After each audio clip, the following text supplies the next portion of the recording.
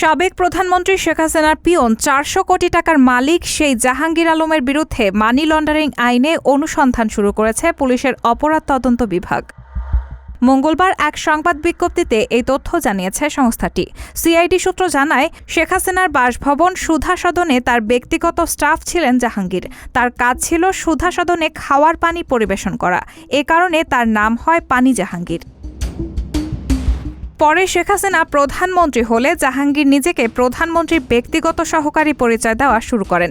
এই পরিচয় ব্যবহার করে আওয়ামী লীগের পদ, চাকরি, নিয়োগ ও বদলি নিয়ে ব্যাপক বাণিজ্য করেন জাহাঙ্গীর।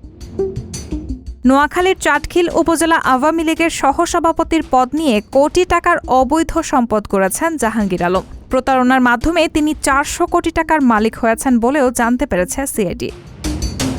সিআইডি বলছে, অস্থাবর সম্পদ হিসেবে জাহাঙ্গীরের নগদ ও ব্যাংক মিলিয়ে ২,৫২,২,৪৩০ টাকা, ২,৭৫,০০০ টাকার ডিপিএস, এফডিআর ১,৩০,৫৫,৯৬৮ টাকা, তার স্ত্রীর ব্যাংকের হিসাবের স্থিতি ২৭,৯৭,৪৫৫ টাকা, ডিপিএস ১৮,৭৫,০০০ টাকা এবং অংশীদারি ফার্মে ৬,২৪,৮৫,০০০ টাকার বিনিয়োগ আছে বলে তথ্য পাওয়া গেছে। এছাড়া জাহাঙ্গীর আলম একে রিয়েল এস্টেট লিমিটেড নামে একটি ডেভেলপার কোম্পানির মালিক ও হুন্ডির মাধ্যমে অঢেল অর্থ যুক্তরাষ্ট্রে পাচার করেছেন বলে জানতে পেরেছে সিআইডি।